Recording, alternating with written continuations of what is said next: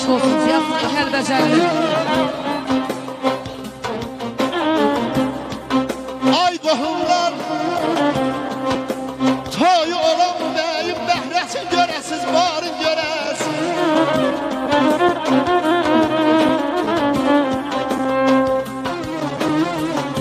Dəhtər qəmlər görməyəsiz, heç nəyin, heç nəyin.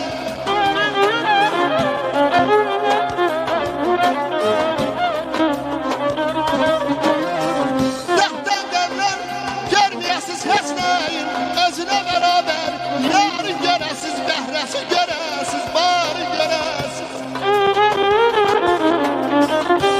Nəcə? Bəyimizin atası hardadır, ay Nəcə? Bəyimizin atası götür qəmrə. Bəy atası yanında. Gel görün beni.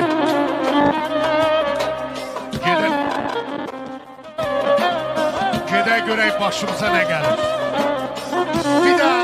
Bir de bəy atasını alqışlayın da örəkdən. Bir de alqışlayın. Allah mübarək eylesin. Elə hər ne varsa orada var. Gel buradayım.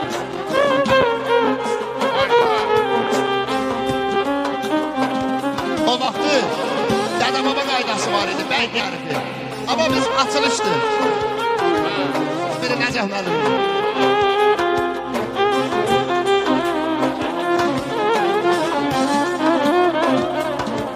Bəy atası toyu olan balanın, bəhrəsin görəsən, barın görəsən. Amin amin.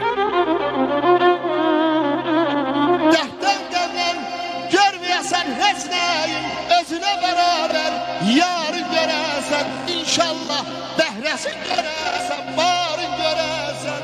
Nə boynadasan, nəvə?